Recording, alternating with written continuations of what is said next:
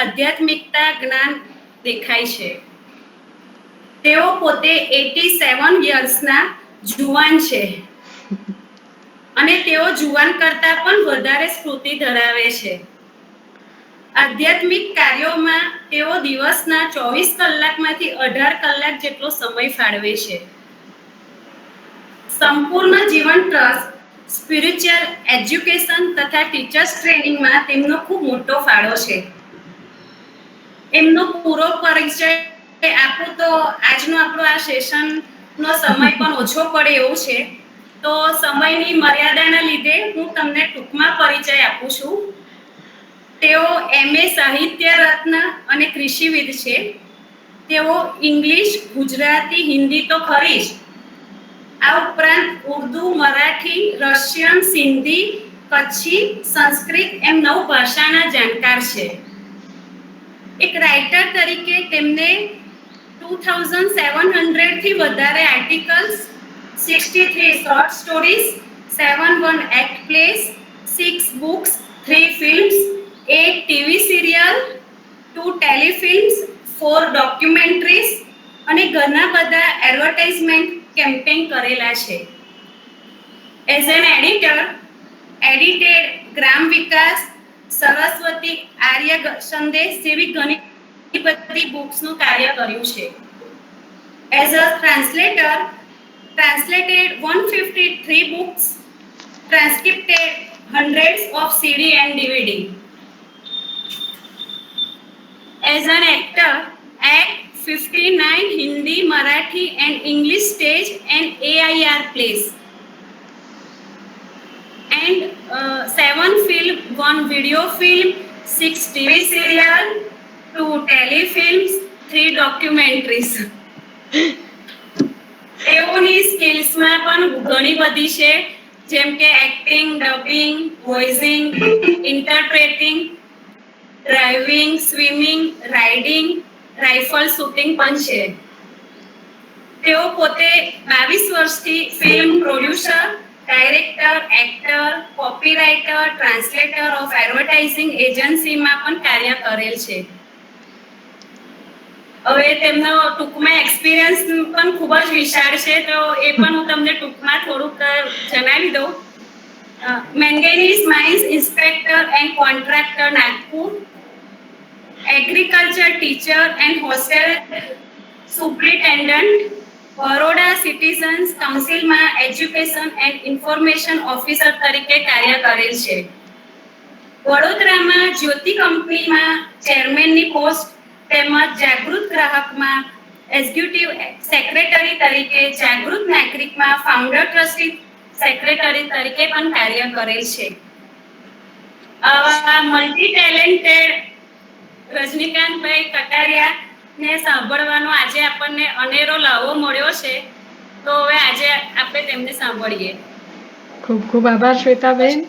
ખરેખર રજની સરનો બાયોડેટા એટલો બધો લાંબો છે કે આ તો માત્ર એમનું 2% થયું હશે, પણ આવા એક વક્તાનો આપણને જ્યારે લાભ મળ્યો છે ત્યારે ચોક્કસ આપણે એમનો લાભ લઈશું. આપનું સ્વાગત છે.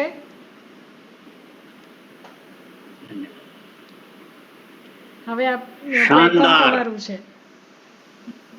દમદાર, જાનદાર, ઈમાનદાર એવા ઉત્તમ ગ્રુપના માતૃશક્તિને મારા પ્રણામ. આવું બધું પરિચય આપવાથી માણસનો ખોટો અહંકાર વધે. જો કે હવે હું એમાંથી અધ્યાત્મને રીતે બહાર નીકળી ગયો છું, પણ આ બાયોડેટા 3-4 વર્ષ પહેલા મારી દીકરીએ તૈયાર કરેલો, એટલે હજી એની સંખ્યા તો વધતી જાય છે. પણ હવે ભગવાન જે કરાવે તે કરવાનું કામ, એમાં શું છે. તમે કઈ તમારા પતિને એવું કહો છો કે હું દાળ પણ વઘારું છું ને, શાક પણ વઘારું છું ને, અથાણા પણ બનાવું છું ને, તમે કેટલું કરો છો? એટલું હું નથી કરતો. તમે તો માતાઓ છો, બહેનો છો. ઘણા બધા નવા હશે તો મને દાદા પણ કહે છે, તો હું સ્વીકારી લઉં છું. બહુ આનંદ આવે છે. હવે સૌથી પહેલો પ્રશ્ન, મને સુંદર વિષય આપવા બદલ હું દર્શનાબેનનો અને આપ સૌનો આભારી છું. ખૂબ સરસ વિષય છે. રિચ્યુઅલ્સ એટલે કર્મકાંડ, કાર્યકલાપ, પ્રોટોકોલ્સ પણ એમાં આવી જાય. આપણે બધાનું થોડું થોડું અલગ અલગ તારવીશું અને પછી રિચ્યુઅલ્સ એટલે કર્મકાંડ ઉપર જ વાત કરીશું. કર્મકાંડ શબ્દ એવો છે કે એમાં કાંડ આવે છે ને તો જરા થાય છે કે બહુ ભારે હશે, પણ એવું નથી. એનો તો રોજે રોજ રિચ્યુઅલ્સ નિભાવે છે. અદ્ભુત. એટલે તો ઘર ટક્યું છે, એટલે તો ધર્મ ટક્યો છે. નારી તો ધરતી છે, ધારિણી છે, ધરિત્રી છે, એ ધારણ કરે છે. એના વગરના મોટા બંગલા હોય કે મોટા પ્રાસાદો હોય કે મોટા જબરજસ્ત એપાર્ટમેન્ટ હોય, પણ જ્યાં સુધી નારી ન હોય ત્યાં સુધી એ ઘર નથી બનતું, એ આવાસ હોય છે માત્ર. એટલે હું મારી બે દીકરીઓ છે, એટલે હું દીકરો પણ છે, પણ દીકરીઓને કોણ જાણે કેમ ઉમંગથી બહુ ચાહું છું અને મારી દીકરીઓ દીકરા કરતા સવાઈ છે. એટલો બધો મને સ્નેહ આપે છે ને એટલી બધી મારી કાળજી લે છે. એટલે હું 87 વર્ષે ટક્યો છું. એટલે એને એમ કે આ જૂનું અથાણું બેઠું હોય તો કામ લાગે, એને સાચવી રાખીએ. એટલે એ લોકો બહુ કાળજી રાખે. આમ ન જાઓ, તેમ ન જાઓ. હજી હું સ્વસ્થ છું તો પણ બહાર જવું હોય તો હાથ પકડેલા. મેં કીધું હું બીમાર નથી, વૃદ્ધ છું, હું બીમાર નથી. તો આ કર્મકાંડ, પ્રોટોકોલ્સ, કાર્યકલાપ આપણે શાને માટે કરીએ છીએ? જરા વિચાર કરો. શાને માટે કરીએ છીએ? એક, સ્વાસ્થ્ય માટે, પોતાની તબિયત માટે, તંદુરસ્તી માટે. આસન કરીએ છીએ, પ્રાણાયામ કરીએ છીએ, પૂજા કરીએ છીએ, ઘણું બધું કરીએ છીએ. એ પણ કર્મકાંડ જ છે. એક તો સ્વાસ્થ્ય માટે, બીજું સુખ માટે. એનાથી સારી ઊંઘ આવે, એનાથી મન શાંત રહે, એનાથી ખોટા વિચારો ન આવે, એટલા માટે પણ કર્મકાંડ કરવા જોઈએ. ત્રીજું, સંપ માટે. સાસુ વહુના અને પતિ પત્નીના ઝઘડા આ કોરોના કાળમાં બહુ સામાન્ય થઈ પડ્યા છે, કારણ કે બધા નવરા ઘરમાં ભેગા થયા છે, એટલે બહુ કચકચ કરે. તું આમ કરતી નથી, તું તેમ કરતી નથી. અલા ભાઈ, તમે જ્યારે જતા હતા સાઈટ પર ત્યારે અમે બધું ઘર ચલાવતા હતા ને, નોકરી પણ કરતા હતા ને, પણ ના, હવે જ્યારે ઘેરે બેઠા છે ને ત્યારે 100 સલાહ આપશે. એટલે સંપ માટે. સંપ બહુ જરૂરી છે. ઘણી આજકાલ તો સાસુઓ સુધરી ગઈ છે, અને આજકાલ તો ઘણી સાસુઓ વહુથી પણ ડરતી થઈ ગઈ છે. પેલા એમ કીધું મને કેવી વહુ મળશે તો સુખ મળશે મારા દીકરાને. આજે કે છે કે કેવી વહુ મળશે.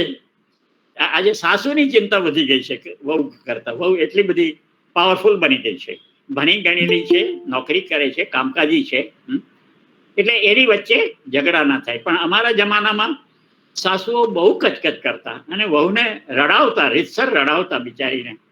એનું માવતર હોય નહીં, આખું મોટું કુટુંબ છોડીને આવી હોય એકલી, અને સાસુ કચકચ કરે, કોઈ કામે એને સંતોષ ન થાય, એટલે બહુ ચિંતામાં હતી. એ અમારા ગામમાં એક વખત એક બાવાજી આવ્યા.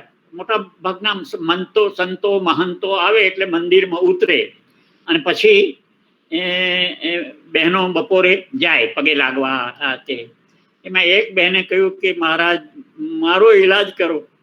હું કયાગરી છું, બધું બરાબર છે, મારી માવતરે મારા વખાણ થતા હતા, એટલી ચીજો હું જાણું છું, પણ મારી સાસુને સંતોષ નથી ને મને રોજ લડે છે, રોજ લડે છે. હું એને જવાબ આપી આપીને થાકી ગઈ છું. તો સાધુ કે ઠીક છે બેટા, એક કામ કરો, તમારું નામ શું? ફલાણું. તમારું ગોત્ર શું? આ બધું પૂછવું પડે. આ કર્મકાંડમાં આવું બધું આવે. એટલે પેલી બાઈ જે જાણતી હતી એ કહ્યું, સારું, આજે રાત્રે હું સમાધિ સાધીને પાણી મંત્રી રાખીશ, કાલે સવારે તમે લઈ જજો. બીજે દિવસે પેલી તો આવી, એને તો ચિંતા. એટલે બાવાજીએ તો માટલામાંથી પાણી શીશીમાં ભરીને દીધું કે આ મંત્રેલું છે. હવે જ્યારે પણ તમારા સાસુ લડવાનું શરૂ કરે ત્યારે આમાંથી એક ઘૂંટડો પાણી મોંમાં રાખવાનું, અને જ્યાં સુધી એ બોલવાનું બંધ ન કરે ત્યાં સુધી એ પાણી ગળવાનું પણ નહીં ને થૂકવાનું પણ નહીં. જ્યારે એ બોલવાનું બંધ કરે ત્યારે થૂકી નાખવાનું. એ એણે અજમાયું. એ તો પગે પડી ગઈ, બાપજી. પછી તો પેલી સાસુ કંટાળી ગઈ કે આ તો જવાબ નથી દેતી, આને લડીને શું કરવાનું. એટલે આ પણ આવા નાના નાના ટૂચકા, ટોટકા, એ પણ કર્મકાંડ છે. એમાં શ્રદ્ધા હોવી જોઈએ. પેલી બાઈને શ્રદ્ધા ન હોત તો એ કદાચ ના કરતે, પણ એમાં શ્રદ્ધા હોવી જોઈએ. એટલે શાંતિ માટે, સંપ માટે, સંતોષ માટે અને ધર્મ માટે, આટલા માટે આપણે કર્મકાંડ કરીએ છીએ. હવે મને બીજી વાત એ જ વિચાર થાય કે સ્ત્રીઓને જ આટલા બધા કર્મકાંડ શું કામ, પુરુષો કઈ શું કામ નથી કરતા? હે, પુરુષો કેમ કર્મકાંડ નથી કરતા? એને કાંઈ કાંઈ કાંઈ નહીં કરવાનું, બસ ઉલટો લોટો, ઉજળો લોટો, એને કંઈ કરવાનું જ નહીં. આટલું બધું સ્ત્રીઓને શું કામ? પણ ખરેખર ધીરજ ધરનારી, ઘર ચલાવનારી સ્ત્રી કેટલા વ્રત કરે, કેટલા ઉપવાસ કરે, કેટલા દોરા ધાગા માનતાઓ, કેટલું કેટલું કરે છે, અને પુરુષને કાંઈ નહીં. એટલે મેં એકવાર પૂછેલું અમારા ગુરુજીને કે આવું કેમ? તો કે પુરુષ એટલા માટે વ્રત, સ્ત્રી એટલા માટે વ્રત કરે છે કે આટલા બધા નાલાયકોમાંથી હે ભગવાન મારે ભાગે કોઈ સારો રાખજો, કોઈ સારો મળે એવું કરજો, એટલે આટલા બધા વ્રત કરે છે. જ્યારે પુરુષને શું છે, જે મળે તે સારી જ હોય, કન્યા દીકરી સારી જ હોય, એમાં કઈ એના નશો કરતી હોય, એને બહાર રખડતી હોય, એના હવે પશ્ચિમી સભ્યતામાં થોડીક વાતો આવી, પણ આપણી જૂનવાણી જે બહેનો છે એ બહુ જ ઘર રાખવું. મારી દીકરી છે તે પૂરો પગાર મારા હાથમાં મૂકી દે, પછી હું બીજી દીકરી જે વહીવટ કરે છે ઘરનો એને આપી દઉં, પણ મારો દીકરો મને પોતાનો પગાર ક્યારેય નથી આપતો. દીકરી છે તે નોકરી કરીને આવીને ઘેરે આવીને, અમારે હું મુંબઈ હતો 22 વર્ષ તો હું જોતો ગાડીમાં કે દૂર પરામાં રહેનારી બહેનો દાદર ઉતરી જતી. મેં એમાંથી કેટલાક ઓળખીતા હતા કે ભાઈ અહીં તમે શું કામ ઉતરો છો આટલી ભીડમાં? તો કે શાકભાજી અહીં સસ્તું મળે. બોલો, એ નોકરી કરે, દાદર ઉતરે, ત્યાંની માર્કેટમાંથી શાકભાજી લે અને પછી આગળ પરાઓમાં જાય, અને ઘેરે જઈને જ્યારે પુરુષ નોકરી કરીને આવ્યો હોય તો સોફા ઉપર બેસીને રાહ જોવે કે પાણી ક્યારે પાય, ચા ક્યારે મળે. આ દાદાગીરી છે હો. આ પુરુષોની દાદાગીરી હવે ભણેલી બહેનો ઠીક કરે છે, એ પણ જરૂરી છે. એટલે પુરુષોને એ અબૂધ છે, એ બહારનું કામ કરે છે. એ ખરેખર જે પ્રજ્ઞા, જે મેધા, જે બુદ્ધિ છે, જે શાંતિ છે, જે વ્યવહાર છે, તે બહેનો થકી જ રહે છે. એને માટેના કેટલા રિચ્યુઅલ્સ છે, હું ગણાવું એટલા ઓછા, અને આપણને 1 કલાક ઓછો પડે એટલા બધા રિચ્યુઅલ્સ છે. હવે રિચ્યુઅલ્સ ને પ્રોટોકોલ્સ વચ્ચે થોડોક અંતર જાણી લઈએ. આ નવા સમાજે, મોડર્ન સોસાયટીમાં પ્રોટોકોલ્સ બહુ વધ્યા. રાષ્ટ્રપતિને મળવું હોય તો અમુક વેશ પહેરવો પડે. અમે તિરુવનંતપુરમ ગયા હતા મંદિરે, તો મારી પાસે તો ધોતી નહોતી, તો ત્યાંથી ભાડે ધોતિયું લેવું પડે, ધોતિયું પહેરવું પડે તો જ મંદિરમાં જવાય. શર્ટ ને પેલું શું કે છે નીચે અડધું પોણું હોય એને શું કહેવાય છે, ચડ્ડીથી લાંબુ હોય અને પેન્ટથી ટૂંકું હોય એને શું કહેવાય, એવું પહેરીને મંદિરમાં ના જવાય. એટલે દરેકના પ્રોટોકોલ્સ હોય છે. અમુક ક્લબના પણ પ્રોટોકોલ્સ હોય છે. તમે એલિઝાબેથને મળવા જાઓ તો સૂટ પહેરવું હોય તો પછી ટાઈ પહેરવી જ પડે, ને બૂટ પહેરવા જ પડે, સેન્ડલ કે ચપ્પલ પહેરીને ના જવાય. એ બધા પ્રોટોકોલ્સ છે. એ સંસ્થાગત છે, સામાજિક છે, રાજનૈતિક છે અને ધાર્મિક પણ છે. પણ પ્રોટોકોલ્સમાં અને રિચ્યુઅલ્સમાં અંતર છે. આપણા કર્મકાંડ પાછળ ધર્મ આવે ને આવે.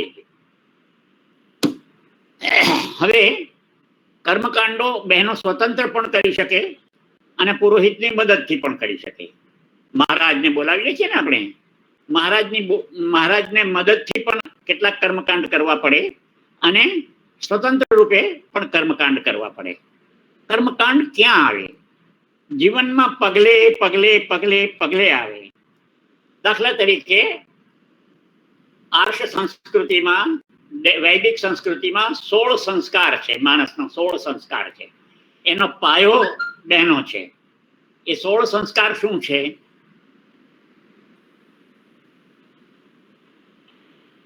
વહુ આવી નવી અને સુખના સમાચાર દીધા બીજે ત્રીજે મહિને કે હા હવે દાદીને ચિંતા થઈ પોતાના પૌત્રીની, સગર્ભા થઈ વહુ.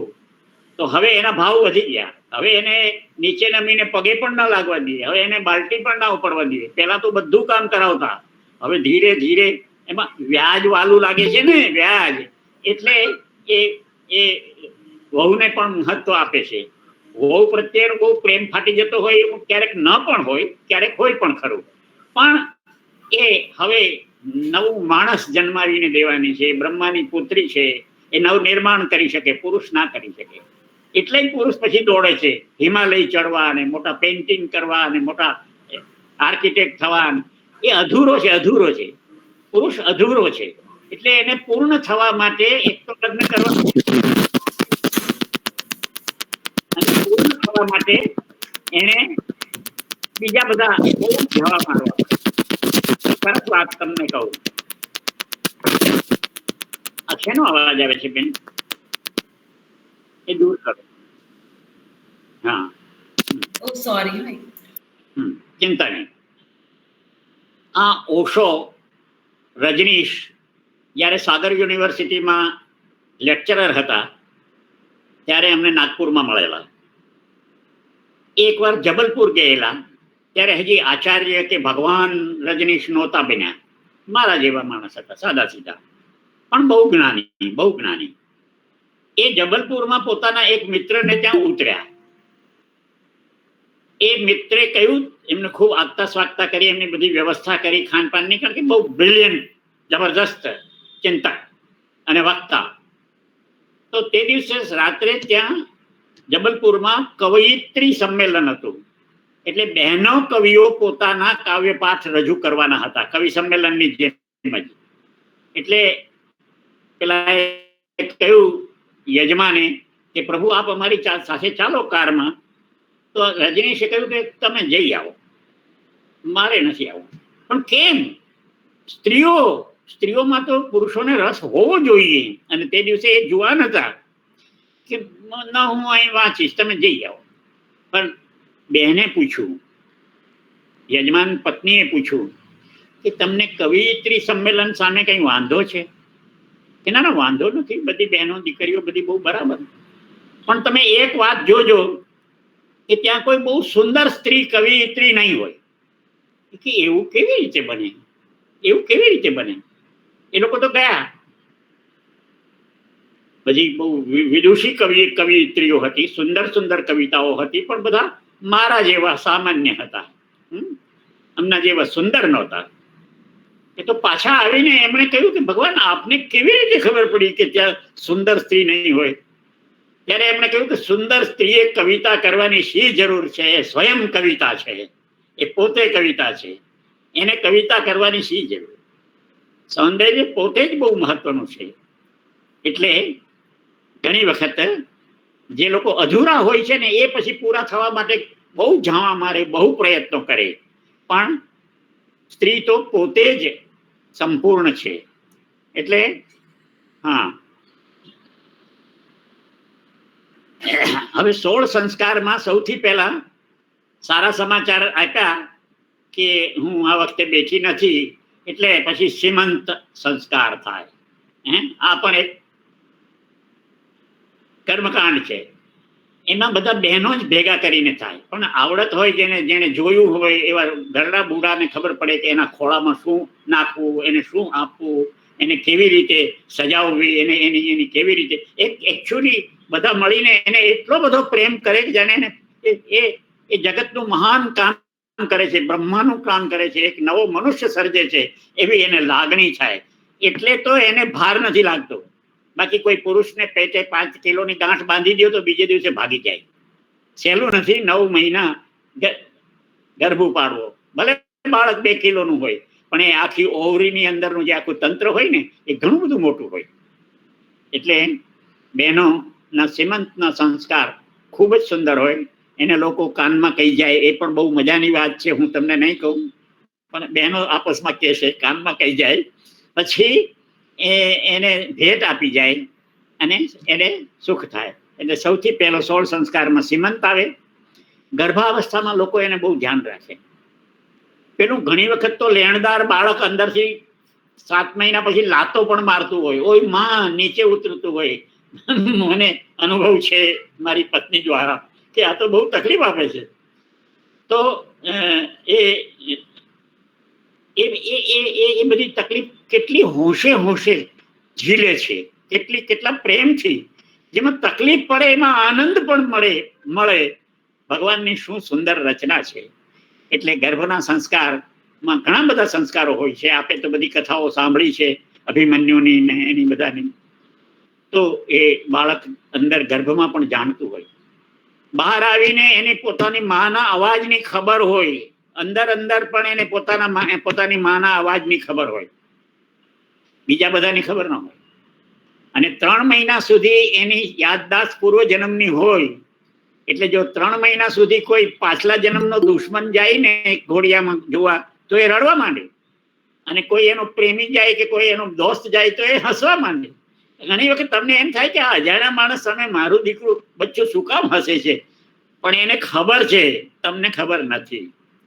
પછી એને સામાન્ય લાવવા માટે 3 મહિના પછી જેમ જેમ બહારની દુનિયાનું ભાન થતું જાય એમ એની યાદદાસ્ત જે હોય એ શાંત થતી જાય. સારું છે, આપણને આટલું બધું યાદ રહે છે એના કરતા ભૂલી જવાની કળા ભગવાને જે આપી છે એ સૌથી મોટી કળા છે.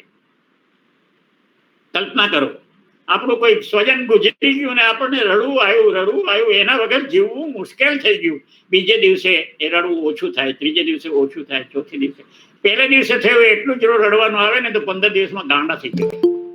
એટલે ભૂલી જવું, સ્મૃતિ ભ્રંશ, યાદદાસ્ત જતી રહેવી, ઓછી થવી, એ પણ ભગવાનની શું સુંદર કળા છે માણસને સાથે રાખવાની.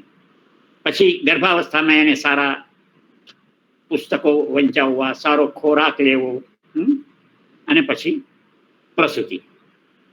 પણ એ પહેલા એક વાત એ સગર્ભા થઈ એ પહેલા, એ પરણી તે પહેલાની પણ એક વાત કહી દઉં તમને કે પહેલાના જમાનામાં દીકરી આજે વહેલું આવે છે એમસી, પહેલાના જમાનામાં 14 વર્ષ પછી આવતું. હવે જેમ જેમ ગરમી પૃથ્વી ગ્લોબલ વોર્મિંગ વધતી જાય છે એમ થોડું વહેલું આવવા માંડ્યું. કોઈને વહેલું આવે, કોઈને મોડું આવે. ત્યારે એને 3 દિવસ એક ખૂણે બેસાડી રાખવી. હું મારી બહેનને જમવાનું આપતો, ત્યારે એને કહેતો તું ભીખ માંગતો આપું. નાના હતા અમે બંને. પછી એ કે દેવને ભાઈ દેવને નહીં, બરાબર ફિલિંગ નહીં આવી, બરાબર ભિખારીની ફિલિંગમાં માંગ. તો પછી ઉપરથી મૂકી દઉં. પણ એની પાછળ સાયન્સ હતું. એ 3 દિવસનો આરામ ખૂબ જ જરૂરી હતો.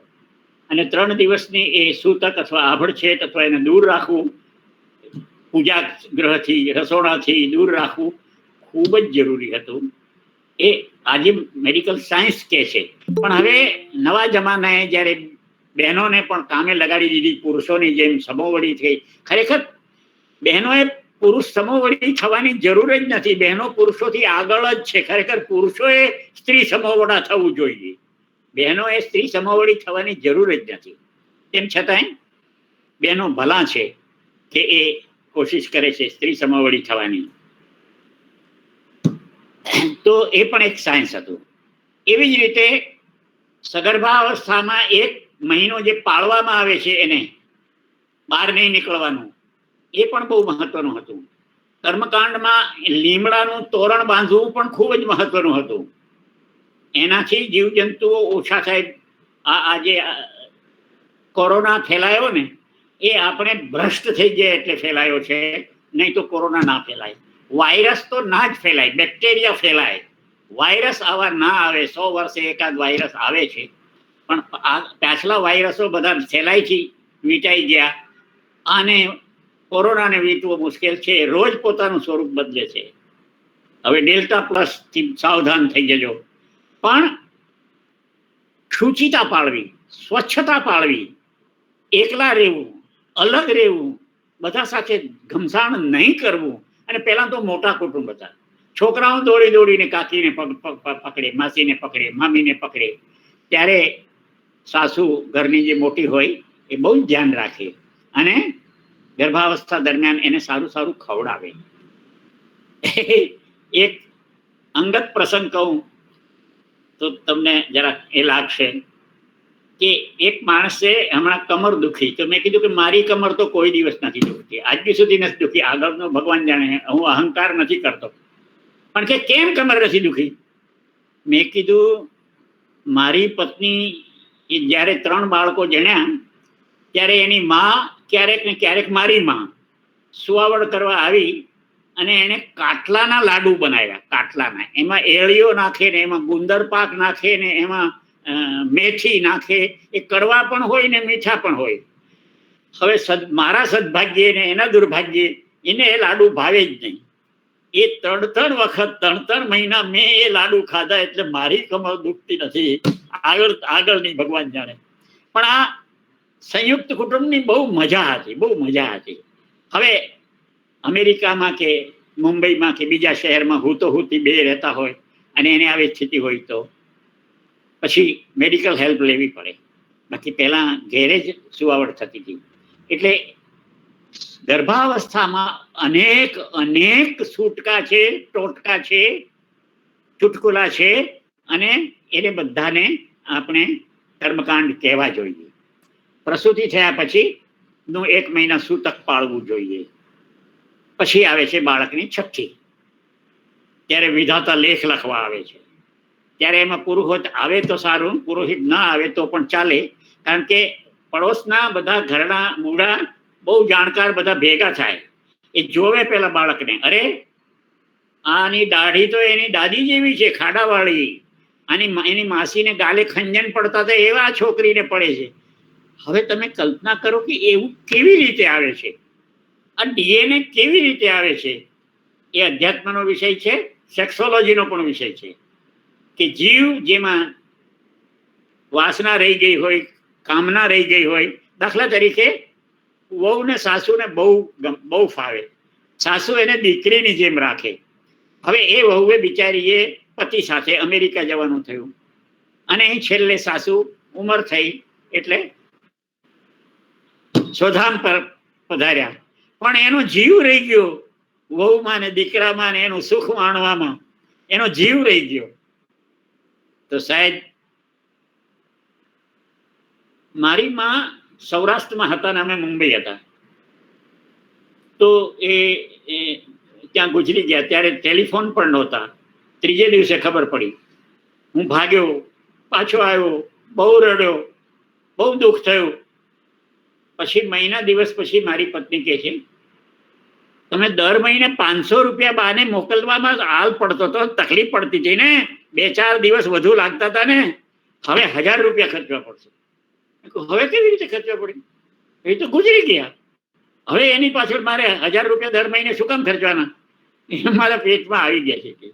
હવે તમને ખબર પડશે. આ બધા એટલા બધા ઋણાનુબંધ હોય છે. ઋતરે ઋણાનુબંધે આવી મળે સુતવિત દારાને દે. અદ્ભુત વાત છે. અધ્યાત્મને જીવન ખૂબ સુંદર છે. એટલે પછી એની છઠ્ઠી, પછી એને અન્નપ્રાશન કરાવે 3 મહિને. એ આજે બધાને નહીં આવડે, એટલે બધા પાવડરો પાય છે ને બહારનું દૂધ પાય છે ને પોતાનું દૂધ નથી પાતા. પણ 4થે મહિને એને એવી ખીચડી, એ તો કોકને પૂછવું પડે, એવી ખીચડી બનાવતા આવડે, મીણ જેવી, એને ઘીમાં, અને એ ચટાડવાની અને મધ ચટાડવાનું અને અન્નપ્રાશન કરાવવાનું. ત્યારથી પછી જુઓ મારા જેવા સંતાનો થાય. મિલિટરીમાં જાય તો પણ 1લો નંબર લઈ આવે. હા, એટલે અન્નપ્રાશન. પછી મોટો થયો, હવે તો દીકરો પરણાવવાનો છે. કર્મકાંડ આવ્યા, સગાઈ. હવે આજે જે બેટ્રોથલમાં જે વિધિ થાય છે મોડર્ન, એ જુદી વાત છે. બાકી સગાઈમાં એટલી બધી મજા આવે. સગાઈમાં ગામની સ્ત્રીઓને, પડોશની સ્ત્રીઓને, કુટુંબની સ્ત્રીઓને, કોઈની સગાઈમાં એટલો બધો આનંદ આવે. એ પણ બહુ સુંદર કર્મકાંડ છે. ધીરે ધીરે આ કર્મકાંડ ઘસાતા જાય છે, એ સારું નથી. યુરોપ અમેરિકા વાળા હવે હિન્દુ ધર્મ અને એના કર્મકાંડના ચોપડા વાંચે છે અને એ પ્રમાણે જીવવાનો પ્રયત્ન કરે છે. સગાઈ થાય પછી એના માટે છોકરી જોવાય. છોકરી જોવાની વાત તો બહુ મજાની છે હો. એટલા બધા જોક્સ છે એની ઉપર, પણ જોક્સ અત્યારે ચાલે નહીં, કહેવાય નહીં, પણ એટલા બધા જોક્સ છે કે બિચારી તૈયાર થઈને ચા લઈને આવે. શું કામ? આજકાલની છોકરી કે શું કામ ભાઈ મારે એની સાથે, હું એની સાથે બેસીને વાત કરી લઈશ, હું એને ઘેર થઈ આવીશ. અહીં આવે ને ત્યારે તો એ વરરાજો એવો ભલો થઈને બેસે ને ભલી ભલી વાત કરે ને મીઠી મીઠી વાત કરે. ના હો, સગાઈ થતા પહેલા મારે એને ઘેર જવું છે. એ પોતાની બહેન સાથે કેમ વર્તે છે, પોતાની મા સાથે કેમ વર્તે છે, એ પોતાની ભાભી સાથે કેમ વર્તે છે, મારે એનું વલણ જોવું છે કે મારી સાથે કેમ વર્તશે. એ ખરેખર બહુ આજની છોકરીઓ ખૂબ જ હોશિયાર છે અને એ બરાબર કરે છે. એટલે સગાઈમાં તો પછી બાપુ લગ્નના ઢોલ ધબૂકે ને તમે એ નથી જોયું. 7 દિવસ અગાઉ ગામની સ્ત્રીઓ ગીતો ગાવા આવે. એટલા સુંદર વિલંબિત લય, વિલંબિત સૂરના ગીતો ગાય. આ બધા ભાડુતી ગાનારાઓની ક્યાંય ત્યારે આવશ્યકતા નહોતી. એટલા સરસ ગીતો ગાય. હું તો છાનો માનો ક્યાંક દૂર બેસીને મને એમાં રસ ગીતમાં, કારણ કે હું કવિતા કરતો, ગીતો લખતો ફિલ્મોના, તો એના ગીતના કવિ કોણ છે ખબર નથી, પણ એટલા સુંદર ગીતો લખ્યા હોય. અને ગીતો તો ઠીક, પછી લગ્ન વખતે ફટાણા ગાય. તમે સાંભળ્યા છે ફટાણા? ફટાણા ગાયા છે. અરે બહુ બહુ મજા આવે. વેવાઈના એક માણસની એવી ઉતારે ફિરકી લે કે યાદ કરે વેવાઈનો ઘાઘર નવ ગજનો. અરે ગજબ ગજબના ફટાણા. એટલું સુંદર કોમિક. આ હાસ્યરસના ક્લાસ લેવાની કે એ જોવાની જરૂર જ નહીં. લાફિંગ ક્લબની આવશ્યકતા જ નહીં. એટલું બધું મનોરંજન મળે. અને પછી ગાનારીને મુઠ્ઠી ભરીને ખારેક મળે કે ગોળ મળે. એ વખતે આજની મીઠાઈઓ નહોતી. બહુ મજા આવતી. એટલે જૂના સંસ્કારોમાં બધું કાઢી નાખવા જેવું નથી. સારું હોય તેને લઈ રાખવાનું, નવું સારું હોય તેને પણ લેવાનું. હું કોઈ નવા જમાનાનો વિરોધી નથી. હું મુંબઈમાં ફિલ્મી જગતમાં 22 વર્ષ રહ્યો છું, એટલે મોસ્ટ મોડર્ન છું. પણ તેમ છતાંય આપણા જે જૂના રિવાજો છે એ યાદ આવે.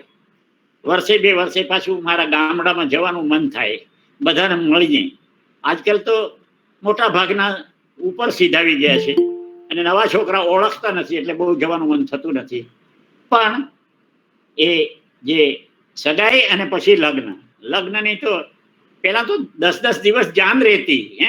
આજે પણ એક દિવસ હલ્દી થાય ને, બીજે દિવસે સંગીત થાય ને, ત્રીજે દિવસે લગ્ન થાય ને, પ્રીતિ ભોજન થાય ને.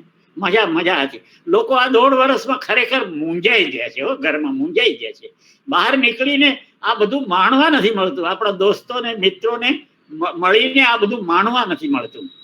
બહુ ખરેખર સમૂહ જીવન. હવે તો પેલા એમ કહેવાતું કે સિંહના ટોળા ના હોય, હવે તો સિંહના ટોળા હોય છે. સિંહ તમને 12-15 સિંહ પાણી પીતા મળે જોવા વોટ્સએપ પર. એટલે લગ્નની તો વાત જ અલગ. એમાં લુણગૌરી, એમાં ફૂલેકું, એમાં સામૈયું, એ બધું બહુ મજાનું હતું. મહેંદીમાં પાછું પેલાનું નામ લખવાનું. એક છોકરીએ જીદ લીધી કે મારું નામ એ ભેગું લખે, એનું નામ શું કહું. છોકરીઓ પણ બહુ હોશિયાર થઈ ગઈ છે.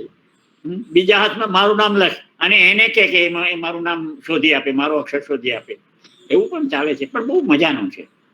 બહેનો તો આજે પણ ગમે એટલા મોડર્ન હોય તો પણ બહેનોમાં આજે સંસ્કાર છે. અને પુરુષોમાં પહેલા પણ બહુ નહોતા, એનો હું સાક્ષી છું. એમાં જે સપ્તપદી આવે છે, ઘણા ઠેકાણે 4 ફેરા ફરે ને આર્ય સમાજીઓ હોય તે 7 ફેરા ફેરવે. એટલે ઘણાને તો ન ખબર હોય તે ડાબી બાજુથી પણ ફેરા ફેરવે. બાકી યજ્ઞવેદીને જમણી બાજુ રાખીને ફેરા ફરવા જોઈએ.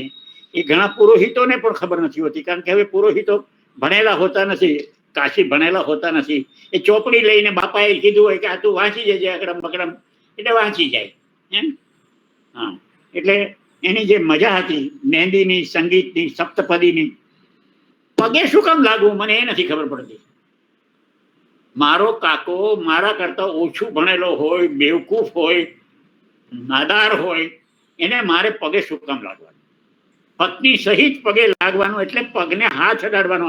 આજકાલ તો છોકરાઓ આમ કરે, આમ કરીએ, એટલું નહીં, પગે હાથ લગાડવાનો. અને દેરાણીઓ જો મળે તો જેઠાણીઓના પગ એકચ્યુઅલી પગે લાગ્યા પછી પગ દાબે સૌરાષ્ટ્રમાં. બહુ મજાનું હતું, બહુ મજાનું હતું. એટલે ખૂબ સુંદર સંસ્કારો હતા આ બધા કર્મકાંડ. ખૂબ તમે ક્યારેક એ ચોપડી લઈને વાંચજો 16 સંસ્કારની, આર્ય સમાજ દ્વારા એ કરી છે. એકાદ વખત નહોતો કોઈ પુરોહિત વળ્યો તો મારે વાંચવી પડેલી. એટલે લગ્ન, મહેંદી, સંગીત, પગે લાગવું. પગે લાગવા પાછળનું સાયન્સ એ છે, બાઇબલમાં એક સ્ટોરી આવે છે, બહુ સુંદર છે, સત્ય સ્ટોરી છે. કારણ કે જીસસ પરમાત્માના પુત્ર હતા, પવિત્ર માણસ હતા, ઉમદા માણસ હતા. ઉમદા માણસની અંદર ઘણી બધી ઉર્જા હોય, ઘણી બધી શક્તિ હોય.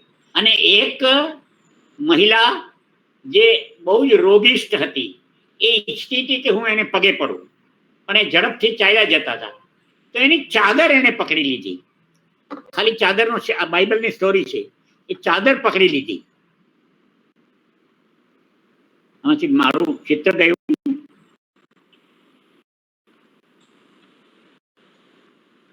હા, આવી ગયું, સોરી. એ ચાદર પકડી લીધી. ઈશુની ઉર્જા એનામાં ચાદર દ્વારા મળી અને એ સાજી થઈ ગઈ. માનવું હોય તો માનો, ન માનવું હોય તો ન માનો. પણ આવું બને છે. ઘણા માણસો એટલા બધા શક્તિશાળી હોય છે કે એ માથે હાથ મૂકે તો એની ઉર્જા આપણને મળે. શક્તિપાતનું સાયન્સ એ જ છે, શક્તિપાત અથવા તો પ્રાણોત્થાન જે યોગમાં આવે છે. પ્રાણોત્થાન કરવું અથવા શક્તિપાતની દીક્ષા આપવી, એમાં આવે છે માથે હાથ મૂકવો. હું એક મોટા યોગી પાસે 4 વર્ષ, પોણા 4 વર્ષ એમનો સેક્રેટરી હતો અને ટ્રસ્ટનો પણ સેક્રેટરી હતો.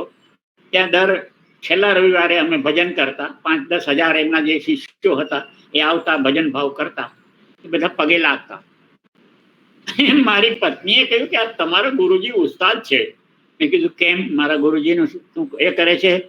તો કે ના, એ આપણી માથે હાથ તો મૂકતા જ નથી, આશીર્વાદ તો આપતા જ નથી, એ તો બસ આમ આમ આમ આમ આમ આમ આમ આમ કરે. તો મેં કીધું કે એમાં આશીર્વાદ આવી ગયા? એ કે ના, એ એમ કે છે કે તમે જેવા છો ત્યાંથી જ છો, જ્યાં છો ત્યાંથી જ છો. બરાબર, બરાબર છે. તમે સંસારમાં ડૂબ્યા રહ્યો, તમારું આ કામ નથી. એટલે ઘણા આમ આશીર્વાદ આપે, ઘણા પણ વડીલોના આશીર્વાદ મેળવવા માટે પગે લાગવું જોઈએ. અને ઘણા તો સાષ્ટાંગ દંડવત પ્રણામ મંદિરમાં મૂર્તિ સામે કરે છે. એનાથી પણ ઘણો ફાયદો થાય છે. એટલે પગે લાગવું. તુલસીને શું કામ પગે લાગવું? સવારના પોરમાં સૂરજને, જે સૂરજ તનબંધી ગઈકાલે રાત્રે નહીં વરસ્યો, તનબંધી વરસાદ વરસાવે છે, એને 1 લોટો પાણી શું કામ આપવું? એની પાસે પાણી નથી તો એને 1 લોટો પાણી ચડાવવું, એમાં ભાવના છે. હવે સૂરજ તો બોળો છે, કોઈ સાયન્ટિફિક કે નિહારિકામાંથી છૂટો પડેલો બોળો છે, ભૌતિક છે, ફિઝિકલ છે. એને નહીં, એમાં તમે માનવીકરણ કરો. માનવીકરણ કરતા આવડે છે? પ્રકૃતિમાં માનવીકરણ કરો. અને આપણે કરતા હોઈએ છીએ પણ આપણને ખબર નથી. દાખલા તરીકે એક વિરહિણી સ્ત્રી, આજે જ એનો પતિ સરહદ પર લડવા ગયો છે અને વરસાદ વરસે છે અને પતિને યાદ કરે છે અને એ કહે છે કે આ મારી સાથે આભ પણ લડે છે, મારી સાથે આભ પણ રૂવે છે. હવે આભને આને કઈ લેવા દેવા નથી, પણ આ આપણી ભાવનાઓનું માનવીકરણ છે. ભાવનાઓ મરી જાય તો આપણે શૈતાન બની જઈએ, આપણે બિલકુલ અસુર બની જઈએ, રાક્ષસ બની જઈએ. ભાવના થકી જ આપણે મનુષ્ય છીએ. અને બીજા આજે મળ્યા હોય, સગાઈ થઈ હોય અને હવે પરણવાના હોય અને કાર લઈને આવે, અરે કેવી મજાની વરસાદ, કેવો મજાનો વરસાદ છે, ચાલ લોંગ ડ્રાઈવ પર જઈએ, ચાલ લોંગ ડ્રાઈવ પર જઈએ. ત્યારે એને એમ થાય કે આ વરસાદ મને આશીર્વાદ આપે છે. વરસાદને કઈ લેવા દેવા નથી. આ માનવીકરણ. પીપળો શું કામ પૂજવો? વડ શું કામ પૂજવો? તમે વડ સાવિત્રીનું વ્રત શું કામ કર્યું? શાને માટે કર્યું? સાવ ધતિંગ નથી. બાવળિયા કેમ નહીં પૂજ્યા? આંબો આટલી સુંદર કેરી આપે છે કે કેમ નહીં પૂજ્યું? વડને જ કેમ પૂજ્યો?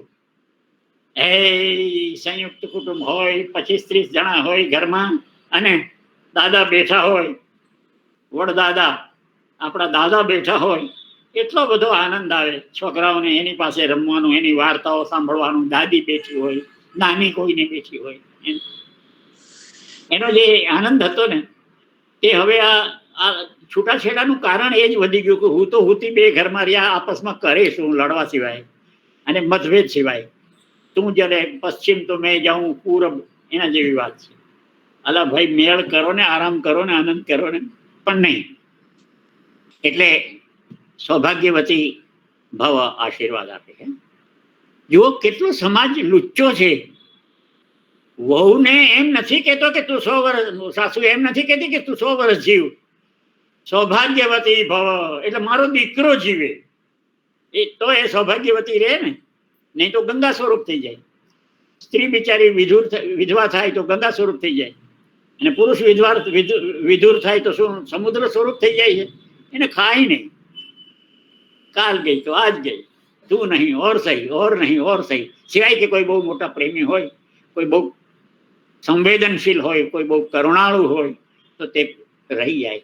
બાકી તો જૂના જમાનામાં તો તમને કહું, સ્મશાનમાં વહુને બાળવા ગયા ત્યાં ગામના પંચાયતિયાઓ એની નવી સગાઈની વાતો કરવા માંડતા. અદ્ભુત માણસ, અદ્ભુત સ્વાર્થી છે, ભયંકર સ્વાર્થી છે. હજી પહેલીની ચિતા ઠરી નથી અને એ પુરુષ માટે નવી છોકરીઓ ગામના પંચાયતિયાઓ શોધવા માંડ્યા. આપણી જ્ઞાતિમાંથી ફલાણાની દીકરી, હજી એને બાળક નથી એટલે એ હવે તો લખે છે નિસંતાન, પછી કેવું કહેવાય નિર્દોષ છૂટાછેડા, એવી પોતાને એમાં લખે છે. ભાઈ છૂટાછેડા નિર્દોષ કેવી રીતે થાય? છૂટાછેડા થયા ત્યારે એ જ દોષ, એ જ સૌથી મોટો દોષ છે. એ છૂટાછેડા કેવી રીતે? આવા ટોટકા ટૂચકા છે માણસને સંતોષ આપવાના. હાથમાં ખજવાળ આવે ને તો કે રૂપિયા આવશે. હવે રૂપિયા તો આવતા આવે, ખજવાળ આવે છે, એ જ તકલીફ છે, એ જ દુઃખ છે, એને ઠીક કરવું પડે. પણ ના, એ આ સમાધાન છે. હેડકી આવે એ કપાવે તો કે કોઈ યાદ કરતું હશે, એટલે મન લાગી જાય. કોણ યાદ કરતું હશે? હું લુંબો ભાઈ ના યાદ કરતો હોય, પણ એ ગોતવા માંડે કે મને કોણ કઈ યાદ કરતી હશે, મને કોણ યાદ કરતું હશે. એટલે ત્યાં સુધી મેં હેડકી બેસી છે. ગજબના ટોટકા છે, ગજબના ટોટકા છે. એટલે જે એમાં દાન આપવાનું છે, એમાં પસ ભરવાનું છે, એમાં ચાંદલો કરવાનો છે. ચાંદલો એટલે માથામાં જ નહીં, ગામની ગરીબની દીકરી પરણતી હોય ને એને જો એ જમાનામાં 500-1000 નું ખર્ચ થતું હોય તો 1 રૂપિયો, 1.25 રૂપિયો આપતા. આજે તો હજારોની વાત છે, અને 1.25 રૂપિયો કરીને એનો ખર્ચ નીકળી જતો. માત્ર કુટુંબ ભાવના નહોતી, ગ્રામ ભાવના પણ હતી. ગામની દીકરી માટે આખા ગામને ચિંતા થતી હતી. આજે જ મેં વાંચ્યું, આમાં ટીવીમાં જોયું, એક શીખની દીકરીને લવ જેહાદમાં કોઈ મુસલમાનનો છોકરો લઈ ગયો. એને માટે શીખની જે પરિષદ ભરાય છે એને જે આના ઉપર આવ્યું છે તમે જોજો. એટલે એક ગામની દીકરી ગણાય, એમ ગામનો છોકરો ગણાય. તુલસીને પૂજા કરવાથી એની પાસે મચ્છર ઓછા આવે. તુલસીમાં અનેક ગુણ છે. હું વૈદ્ય નથી, પણ હા, હું નિરોગ ધામનો પણ સંપાદક હતો, એટલે વૈદક પણ મેં બહુ વાંચ્યું. લખવું હોય તો વાંચવું પડે ને. બહુ વાંચ્યું. લોકોએ મને પૈસા દઈને શીખ્યું. શીખવા માટે પૈસા દેવા પડે, પણ લોકોએ મને પૈસા દઈને, પગાર દઈને શીખ્યું કે તું આ ભણ, તે ભણ. મહાપુરુષોના જીવન ચરિત્રો ટ્રાન્સલેટ કર્યા, બધાને હું જાણું નજીકથી. એટલે પૂજા કરવી, તુલસી ક્યારો, સૂર્યને લોટો જળ ચડાવવું, આ બધું બહુ જ ભાવનાત્મક છે, કરવું જોઈએ. સુરત પાસે કઈ પાણીની કમી છે. ગઈકાલે 1.5 ઇંચ વરસાયું ને મુંબઈમાં તો 100 ઇંચ વરસે છે. તેમ છતાંય એટલા પાણી સહિત પણ એટલે મંદિરે જવું. એ ક્યારેક મૂર્તિ પૂજા અને મંદિર ઉપર આપણે એક આખો ક્લાસ રાખીશું. મૂર્તિ પૂજા શું કામ કરવી, મંદિરે શું કામ જવું? બહુ જ ભાવનાત્મક ચીજ છે. મજા આવી જાય. મને રડવું જલ્દી આવી જાય. ત્યારે મારી પત્ની કહેતી કે તમને આવતા ભવે તો સ્ત્રી થઈ છે. મેં કીધું મને કબૂલ છે, પણ આ રુદન મારી પૂંજી છે. જે માણસ રડતો નથી, જે માણસ, અરે આજકાલ તો શું છે, જો છોકરો રડતો આવે ને તો બીજા કે શું છોકરીની જેમ રડે છે. ભાઈ રડવું આવે તો રડી લેવું જોઈએ. એ એક બહુ ભાવનાત્મક ક્રિયા છે. તમે કોઈ આંખના સર્જનને કહો કે મારી આ આંખ કાપો એને, તો એમાંથી કેટલા ગ્રામ પાણી નીકળશે, એક ટીપું પણ પાણી ના નીકળે. અને જેવું આપણું કંઈ દુઃખ થાય, આપણને કંઈ દુખે, આપણને કંઈ તકલીફ પડે, ઓય માં કરીને પુરુષ ઝાર ઝાર રડે છે, બોકાસા પાડીને રડે છે. ત્યારે એટલું પાણી ક્યાંથી આવ્યું? અને સ્ત્રીઓને તો અહીં નેજવે પાણી છે, તરત ટપકવા માંડે, તરત ટપકવા માંડે. એકવાર કાશ્મીરમાં જઈને મેં મારી પત્નીને, આ પત્નીઓની આ એક બહુ મોટી તકલીફ છે હો. કંઈ પણ સારું પહેરે ને એટલે આપણને પૂછે કેવી લાગુ છું. બહુ બહુ તકલીફ. ત્યારે પુરુષની કસોટી છે. હવે સમજદાર પુરુષ તો હંમેશા સારી લાગે છે, તું તો હંમેશા સારી જ છો. એ મૂર્ખ ઉંમરમાં કાશ્મીરમાં મારાથી કહેવાય ગયું કે આ સાડીનો રંગ ઘેરો છે, તારે આછા રંગ પહેરવા જોઈએ, કારણ કે એનો રંગ થોડો બહુ ગોરી નહોતી, ઘઉં વર્ણનો હતો. સાહેબ આખો દિવસ મારી સાથે બોલી નહીં, મારો દિવસ બગડી ગયો, મારો કાશ્મીરનો ખર્ચો બગડી ગયો. બહુ ધ્યાન રાખવાનું. બીજાને અભિપ્રાય આપવામાં પણ કર્મબંધન થાય છે. એ હું ત્રીજા અધ્યાયમાં, ગીતાના ચોથો અધ્યાય હું લેવાનો છું, ત્યારે કર્મબંધન કેમ થાય છે એ કહેવાનો છું. આપ તો બધા એ પણ સાંભળો છો. એટલે તુલસીની પૂજા કરવી, આસોપાલવની પૂજા કરવી, અશોક વૃક્ષની પૂજા કરવી, કોઈ સાથે બુદ્ધ બંધાયેલા છે, કોઈ સાથે મહાવીર બંધાયેલા છે, કોઈ સાથે ખુદ કૃષ્ણ ભગવાન બંધાયેલા છે. તુલસી સાથે લગ્ન કર્યા હતા ને, એ શું કામ? આજે પણ આપણા ભગવાન જીવતા જાગતા છે. આપણને કઈ ચિંતા નથી. જ્યારે મોગલ શાસન સ્થિર થયું અને માણસો નિરાશ થવા માંડ્યા, હિન્દુઓ ઘરમાં નિરાશ થવા માંડ્યા. હવે નોકરી મેળવવી હશે તો મુસલમાન થવું પડશે, નહીં તો પરાણે મારીને મુસલમાન બનાવશે. આપણો ભગવાન ક્યારે અવતાર લેશે? ત્યારે એક આખી સંત પરંપરા ચાલી. જાયસી, સૂર, તુલસી, મીરા, નરસૈયો, પીપા, ધન્ના, એક આખી સંત પરંપરા ચાલી. અને આજે કોઈ કેમ સંત નથી થતું? સંત કવિ, સંત ભક્ત થયા. એને નિરાશ જનતાને આશરો આપ્યો કે તમે, આપણો ભગવાન જીવતો જાગતો છે. સવારે એને કલેવો કરાવો છો, પૂજા કરો છો, નવરાવો છો, દોડો છો, આચમન કરાવો છો. બપોરે મંગળા આરતીથી લઈને સાંજ સુધી એ જીવતો છે, આપણી વચ્ચે રમે છે. એની આસપાસ રાસ ગાઈએ છીએ, ખવડાવતી વખતે થાળ ગાઈએ છીએ. વાહ રે વાહ! આપણે કઈ કબરમાં સુઈ રહેવાનું નથી કયામત સુધી. આપણે તો જેવા મર્યા એવા, જેમાં વાસના હોય, ઈચ્છા હોય ત્યાં ફાટ કરતો જન્મ. પેલા એમ થતું હતું કે અહીંથી અમેરિકા જન્મ કેવી રીતે? તે જ દિવસે પેલીને ગર્ભમાં રહ્યો, એ કેવી રીતે રહ્યો? હવે સમજાયું કે આ નેટ આવી અને આ કમ્પ્યુટર આવ્યું. હવે સમજાયું કે જો નેટ જઈ શકતી હોય એ જ મિનિટે, આ જ મિનિટે મારી વાત કોઈ અમેરિકામાં સાંભળી શકતું હોય, તો બ્રહ્મ શું ના કરી શકે? આત્મા શું ના કરી શકે? અદ્ભુત વાત છે. મને મારી આદત પેલા લેક્ચરર તરીકે બેલ વાગે ત્યાં સુધીની ચાલવાની છે, એટલે મને ટૂંકું કરવાનું હોય તો કહેજો. ચાંદલો શું કામ કરી છે? ચાંદલો શું કામ કરી છે? અમેરિકામાં તો વચ્ચે એવું ચાલ્યું હતું, કેટલાક હબથી બહેનો ચાંદલો કરે ત્યાં ગોળી મારી લેતા, ચાંદલા ઉપર ગોળી મારી દેતા. અજ્ઞાન, આસુરી વૃત્તિ. એટલે બહેનો બિચારા ડરતા ચાંદલો કરતા. પહેલાના જમાનામાં તમે ફિલ્મો જોઈ છે જૂની? ઘર એક મંદિરમાં મીનાકુમારીનો ચાંદલો રૂપિયા જેવડો કપાળની વચ્ચે કરતો હતા. ધીરે ધીરે ધીરે ધીરે તમે શાણા માણસો છો કે બે ભંવરની વચ્ચે લઈ આવ્યા, ટીકલી લઈ આવ્યા, નાનકડી ટીકલી લઈ આવ્યા. બસ ત્યાં જ આજ્ઞા ચક્ર છે. એ ક્યારેક યોગની વાત આવશે કે કુંડલીની કેમ જાગે છે નીચેથી, અને કેવી રીતે સુષુમ્ના નાડીમાં ઉપર ચડે છે, અને 6 ચક્ર ભેદીને આજ્ઞા ચક્રમાં કેવી રીતે આવે છે. અને શિવને ત્રીજી આંખ શું કામ છે? આ ત્રીજી આંખ ઉપર પણ હું મારા વિદ્યાર્થીઓને બહુ મજા કરાવતો. તમે પણ તમારા બાળકોને મજા કરાવજો. આજે હું તમને એક વધારાનો રિચ્યુઅલ બતાવી દઉં કે છોકરાને પૂછવાનું કે 2 આંખ તો આપી છે. આજે મને ભગવાન સપનામાં આવ્યા હતા મારા દીકરાને, કેમ તને ત્રીજી આંખ આપવી જ છે, તારે લેવી હોય કે ના લેવી હોય, ત્રીજી આંખ તને ઉગવાની છે, તો તું જગ્યા પસંદ કર. પસંદ તો કર, જગ્યા પસંદ કર. તો એ બાળક કે છે અહીં આપો. તો કે ભાઈ ત્યાં શું કામ? 2 આંખ નથી જોઈ શકતી કે ત્રીજી આંખ ક્યાં જોઈએ? તો પછી કેટલાક હોશિયાર છોકરી હશે તો કે છે અહીં આપો, એટલે આપણને પાછળથી ખબર પડે એમ. રિવર્સ અરીસામાં ના જોવું પડે, અહીં આપો ત્યાં આપો, એ ઘણું બધું કે છે. મારો એક હોશિયાર વિદ્યાર્થી હતો, એને કહ્યું કે પગના અંગૂઠામાં આપો, તો હું જ્યાં ચાલુ ત્યાં મારો પગનો અંગૂઠો જોઈ શકે કે અહીં કાંટો છે કે નહીં, અહીં પથ્થર છે કે નહીં. એટલે હોશિયાર વિદ્યાર્થી હતો, પણ કોઈ ઠેકાણે નહીં પહોંચ્યું. પછી મને કહે કે તમે જ કહો ને અંકલ. મેં કીધું જો ખરેખર આંખ માગવી હોય ને તો આંગળીના ટેરવામાં માગવી, આંગળીના ટેરવામાં માગવી. શ્વેતાબેન, આંગળીના ટેરવામાં માગવી. તમે કઈ કોઈની સાથે વાત કરતા હતા એટલે મેં તમારું ધ્યાન દોર્યું. તો એ દીકરાને કહેવાનું કે આંગળીના ટેરવામાં ત્રીજી આંખ માગવી. તો શું થાય? હા, આમ પણ જોઈ શકાય, આમ પણ જોઈ શકાય, આમ પણ જોઈ શકાય. દાળમાં કાંકરો છે કે તે પણ નહીં જોઈ શકાય.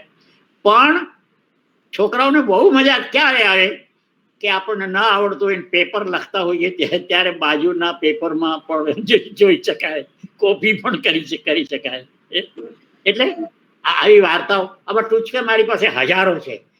બાળકો ખુશ થઈ જાય, પછી છોડે નહીં. અંકલ વધારે કોણ પછી લપ કરે. એટલે ચાંદલો જનોય શું કામ પહેરે છે છોકરો? બ્રહ્મચર્ય વ્રત એને આપ્યું છે અગ્નિની સાક્ષીએ, વડીલોની સાક્ષીએ, મા બાપની સાક્ષીએ, અને પછી એ ભણવા જાય છે કાશી. ત્યાં એ જ્યારે ઉત્સર્ગ કરે, મળમૂત્ર વિસર્જન કરે, ત્યારે ગુપ્તાંગોને હાથ લગાડવો પડે, ત્યારે એને જનોઈ ચડાવી હોય, ત્યારે યાદ રે મેં બ્રહ્મચર્ય પાળવાનું વ્રત લીધું છે, મારાથી બીજો વિચાર થાય જ નહીં.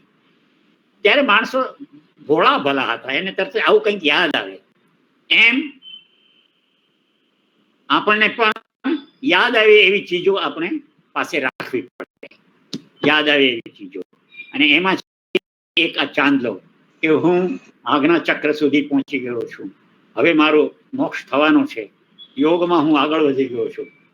એટલે ચાંદલો એ માત્ર સુહાગીની નિશાની નથી. હવે તો ક્રિશ્ચિયન સ્ત્રીઓ પણ કરતી થઈ છે, કેટલીક મુસ્લિમ સ્ત્રીઓ પણ કરતી થઈ છે, અને યુરોપ અમેરિકામાં તો ઘણી સ્ત્રીઓ ચાંદલો કરે છે, સાડીઓ પહેરે છે, આ બધું છે. હવે મુદ્દાની વાત આવી.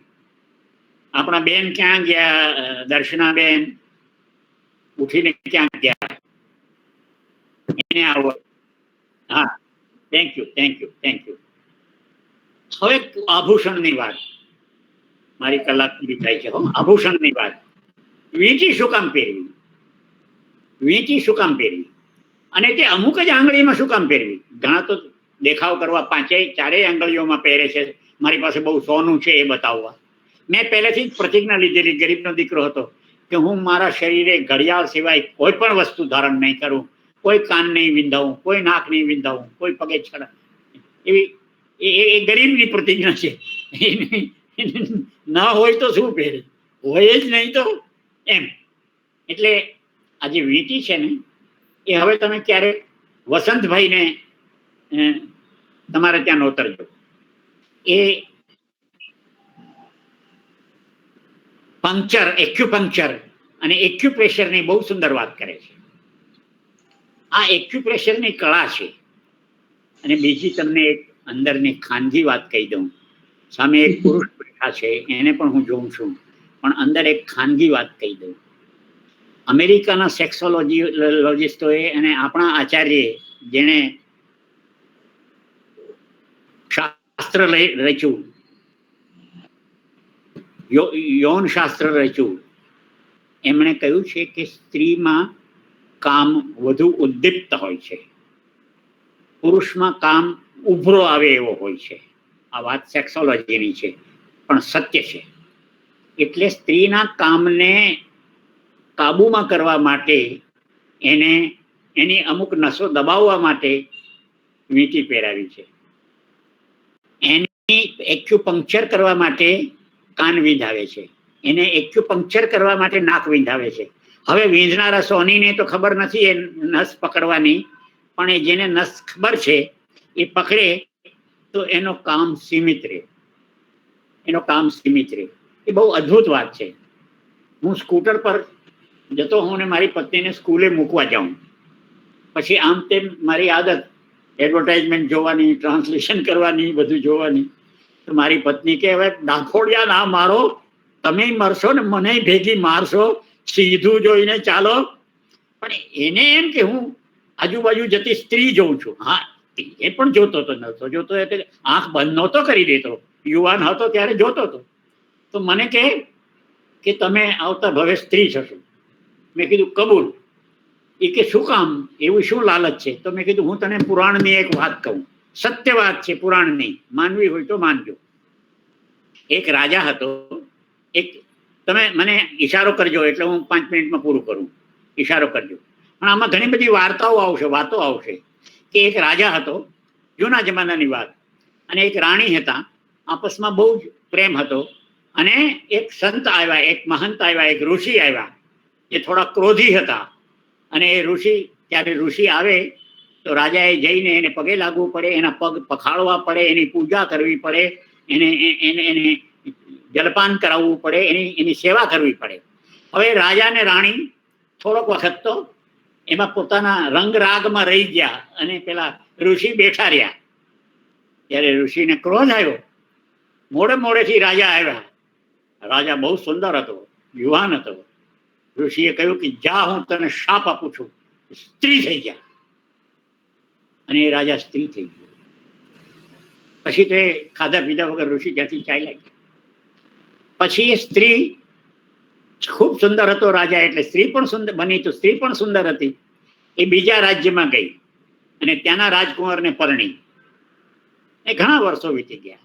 પછી એક દિવસ પેલા ઋષિ ફરતા ફરતા એ નવા રાજ્યમાં આવ્યા અને ત્યાંના રાજા અને રાણી, એટલે કે આ જે રાજા હતો તે રાણી થઈ ગયેલો. એ રાણીએ એની સેવા પૂજા કરી. ત્યારે ઋષિ ઓળખી ગયા કે અરે तुम तो वही हो जिसको मैंने शाप दिया था. બોલે હા મહારાજ, હું એ છું. તો હવે હું તમારી સેવાથી પ્રસન્ન થયો છું અને હવે હું તને ફરી પુરુષ બનાવી દેવા તૈયાર છું. પેલી કે ના, એવું ના કરશો, એવું ના કરશો. તમે પુરુષ છો, તમને ખબર નથી. હું સ્ત્રી છું અને મને બંને ખબર છે. મારે પુરુષ નથી થવું. એ વાર્તા જ્યારે મેં પુરાણમાંથી સંભળાવી ત્યારે મારી પત્ની કે આવું ક્યાંથી લઈ આવો છો તમે ગમે તે, મને કન્વિન્સ કરવા માટે. મેં કીધું જો, મારું નથી, પણ આવું છે. એટલે બહેનોને જે, હા, પગમાં વીછ્યા પહેરાવે છે. હવે તમે પહેરતા હશો કે નહીં? કરડા પહેરાવે, ચાંદીના. પગની આંગળીઓમાં કરડા પહેરાવે. એ પણ નસ દબાવે છે. એ પણ એક્યુપ્રેશર છે. એ પણ આ વિંધવું એ એક્યુપંક્ચર છે. એટલે એ એક ટ્રીટમેન્ટ છે, એક પ્રકારની ચિકિત્સા છે. અને પગમાં કરડા પહેરાવે, કેળે કંદોરો બાંધે. આ બધા ઘરેણા તમારે પહેરવા જોઈએ, માત્ર લગ્નમાં જઈએ ત્યારે નહીં. અને હા, લોકો ચેન ખેંચી જાય એવી જગ્યાએ પણ નહીં. પણ આ એક્યુપ્રેશર પહેરવું જોઈએ, જેથી એક વસ્તુ જે આવેગ આપણી બહાર જાય છે એ કાબુમાં રહે છે. એટલે ચાંદલો છે. અને વ્રત, કરવા ચોથના વ્રત ઉપર મને બહુ હસવું આવે. કરવા ચોથના વ્રત ઉપર ચોથનો ચાંદ મોડો ઉગે, થોડોક મોડો ઉગે એટલે ભૂખ લાગે ને આખો દિવસ ભૂખ્યા રહેવાનું, ખાવા પીવાનું નહીં. અને પછી ચારણામાં કે ચારણીમાં પતિનું મોં જોવાનું ને પછી ચંદ્રમાનું મોં જોવાનું ને પછી જ જમવાનું. આ કરવા ચોથનું વ્રત. આ કરવા ચોથનું વ્રત ગુજરાતી નથી ઓરિજિનલ. આ ઉત્તર પ્રદેશમાંથી ને પંજાબમાંથી આપણે ત્યાં આવ્યું છે. પણ એની એક જોક મેં જોડેલી, તે બહુ મસ્ત હતી. એક જમાનામાં હું આના પુસ્તકો લખતો હાસ્યના. તો એમાં મેં એક લખ્યું છે કે એક મારા જેવી ખાવધરી સ્ત્રી હતી જે ક્યારેય કરવા ચોથનું વ્રત કરતી નહીં. એટલે આમ વ્રત કરે પણ ભૂખી ના રહે, ખાઈ લે. એટલે પછી બીજા જે લોકો કહે કે ભાઈ તારા પતિની ઉંમર ઓછી થશે, તું બરાબર વ્રત કર, તું ભૂખી, એમાં એ જે થવું હોય તે થાય. હું ભૂખી નહીં રહેવાય મારાથી, હું ભૂખી નહીં રહું. પણ પાછી સ્ત્રી શંકાશીલ પણ હોય. એટલે જે ભૂખી નહોતી રહેતી એનો વર અલમસ્ત પહેલવાન હતો. કોઈ દિવસ શરદી નહીં થતી, સળેખામાં નહીં થતું, ને મારી જેમ પેટમાં નહીં દુખતું, ને માથું નહીં દુખતું, કશું નહીં થતું. ત્યારે સ્ત્રીને શંકા ગઈ કે હું આની લાંબી જિંદગી માટે કોઈ વ્રત કરતી નથી અને આ આવો પહેલવાન છે તો જરૂર કોઈ બીજી કરતી હશે. એને પૂછે કોણ છે તમારી સગડી, બતાવો કોણ છે જે તમારા માટે વ્રત કરે છે ને તમે આવા પહેલવાન જેવા બોલ. એક તો સ્ત્રીઓ વ્રત કરી શકે, સ્ત્રીઓ ભૂખી રહી શકે. સ્ત્રીઓ વ્રત કરે અને એમાં બહુ મજા આવે. 4-5 જણા બહેનો ભેગા થાય ને એ બધું કરે. તે દિવસે પતિએ, હવે તો આજકાલ તો નવા જે પ્રેમી પતિઓ છે, નવા શરૂઆતના વર્ષમાં એ પોતે પણ વ્રત કરે છે. એ પોતે પણ નથી ખાતા. એની કરવા ચોથ છે, ચંદ્રને જોવાનું. પણ વડ સાવિત્રી વ્રત અદ્ભુત વ્રત છે. એની વાત ક્યારેક નિરાંતે કરીશું. આજે આપણો સમય પૂરો થયો. વડમાં બ્રહ્મા વિષ્ણુ મહેશ છે. વડ શું કામ પૂજવો? તો વેલો વધે. વડ પૂજો તો વેલો વધે. પતિનો જીવ યમ પાસેથી પાછો લાવનારી કોઈ પુરુષ પોતાની પત્નીનો જીવ પાછો નથી લાવ્યો. ક્યાંય ઇતિહાસમાં સાંભળ્યું નથી. પણ એક સ્ત્રી છે, એનું વ્રત, એની શ્રદ્ધા,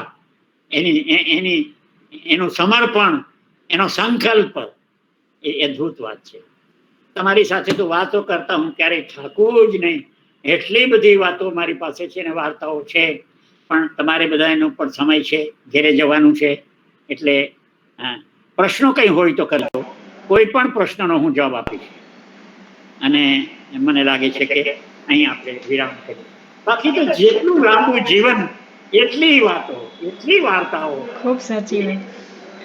અને બહુ સરસ રીતે તમે બધી રિચ્યુઅલ્સ તો બધી સમજાવી કે આપણે કેટલી બધી જાતની રિચ્યુઅલ્સ ફોલો કરી રહ્યા છે. ઘણા રિચ્યુઅલ. હા, બીજો એક કલાક એટલા રિચ્યુઅલ મારી પાસે છે. ઘણા રિચ્યુઅલ. એ જ.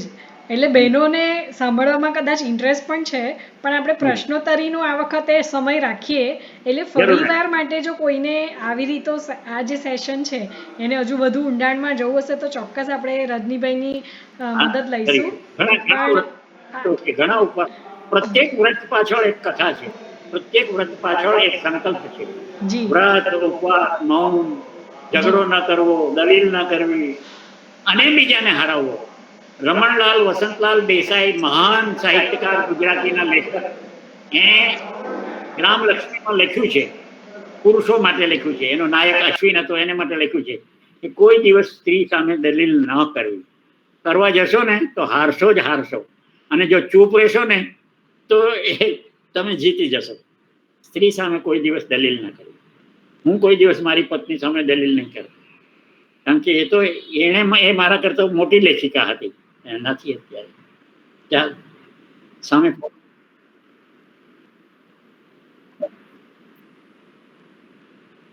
સેશનમાં હવે આપ સૌમાંથી કોઈને પણ પ્રશ્નો થયા હોય તો તમે પૂછી શકો છો. ખાસ કરીને આજે રિચ્યુઅલ્સની ઘણી બધી વાત થઈ.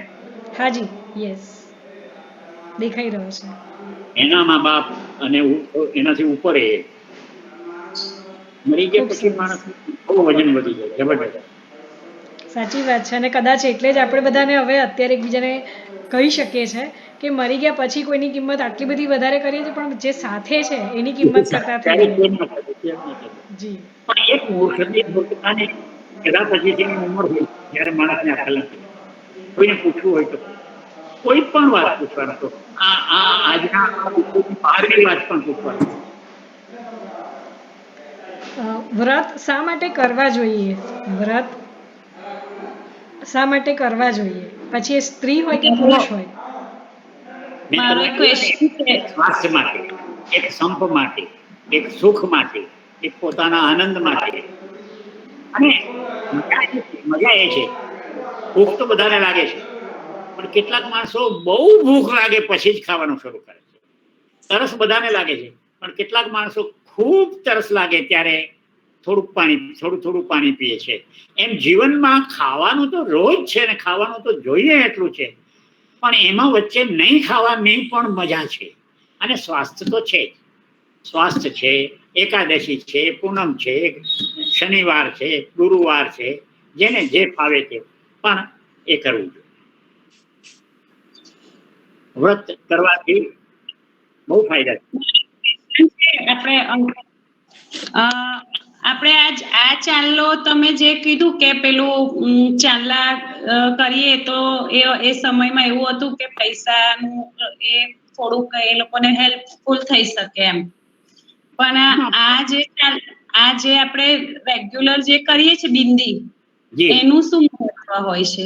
એમાં એક્યુપ્રેશર ના, ત્યાં એક્યુપ્રેશર પણ નથી અને એક્યુપંચર પણ નથી. એ અંદર ઘણા ચક્ર છે, બુદ્ધિ વધે. ત્યાં ચાંદલો કરવાથી અને પવિત્ર ભાવથી અરીસામાં જોઈને પવિત્ર ભાવથી ચાંદલો કરવાથી બુદ્ધિ વધે, ધન વધે. મેં છેલ્લે છાંદોગ્ય ઉપનિષદમાં કહેલું કે ઈશ્વર એ પોતાની એક અચિંત્ય શક્તિ, એટલે આ બધી માતાઓ, કાળકા માતા, દુર્ગા માતા, શારદા માતા, સરસ્વતી માતા, લક્ષ્મી માતા, આ બધી માતાઓ જે છે ને એ હવે ભગવાન તો એક તો હિમાલય પર જઈને બેઠા છે, ત્યાં પહોંચવાનું મુશ્કેલ છે, અને બીજા તો ક્ષીરસાગરમાં સૂતા છે, ત્યાં પહોંચવાનું મુશ્કેલ છે. પણ આ દેવીઓ ઉપલબ્ધ છે, તમે બધા ઉપલબ્ધ છો.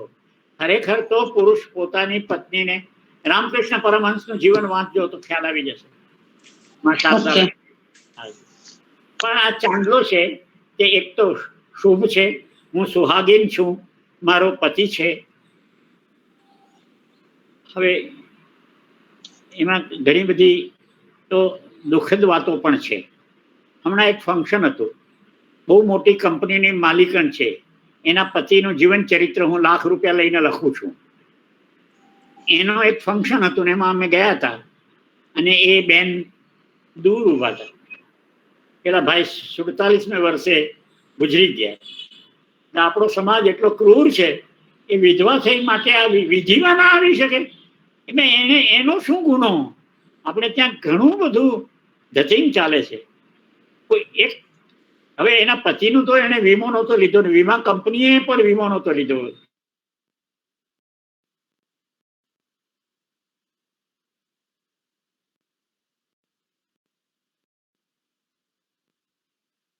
ઘણું બધું દૂર થયું છે. હવે પેલા સતી પ્રથા દૂર થઈ, હવે બાળ વિધવા પ્રથા પણ દૂર થઈ, અને બીજા લગ્ન ઘણી વખત તો સાસુ સસરા કરાવી દે છે. સમજદાર લોકો ધીરે ધીરે સમજ વધી છે. અને ચાંદલા વગરનું કપાળ હું જોઉં ને તો મને તરત જ ખબર પડે કે આ કાં તો મોડર્ન છે, હવે આજકાલ તો મુસ્લિમ સ્ત્રીઓ પણ કરે છે, પણ કાં તો મુસ્લિમ છે તે તો ચોખ્ખું ખબર પડી જાય. આ હિન્દુ છે, આ મારી દીકરી છે, આ મારી બહેન છે, આ મારી માતા છે. ચાંદલો જોઈને મારો એના પ્રત્યે ભાવ જાગે. એ સુહાસિની છે, એ અખંડ સૌભાગ્યવતી છે, કેટલું બધું ટાઇટલ છે સ્ત્રી. ચાંદલો કરવો જ જોઈએ. પછી ગમે તે રંગનો કરો, કાળો કરો તો પણ વાંધો નથી. હવે તો બહુ સરસ મજાની ચીલડીઓ, ચાંદલાના દુકાનો લાગી ગઈ છે. પેલા તો ઘેરે જ કંકુનો જ કરતા, હવે તો રજિસ્ટર્ડ છે. હા, આ છોકરી કુંવારી નથી, આ ચેક વટાવેલો છે, એના ઉપર નજર નહીં નાખવાની. જુવાની હોય ચાંદલો એટલું બધું કહી જાય છે અક્કલવાળાઓ માટે. મૂર્ખાઓ માટે તો કઈ ફેર નથી. બીજું કઈ પૂછો? ધન્યવાદ. વીટી પહેરવી પણ તમને તમારી સાથે વાતો કરીને તમારા કરતા મને વધારે આનંદ થયો, ખૂબ આનંદ થયો.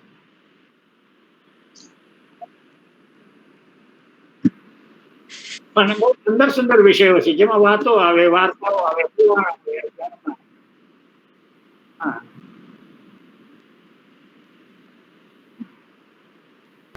હા, બાબત માટે ફરી એકવાર ઊંડાણમાં આ વિષય પર ચર્ચા કરવા મળી શકીએ.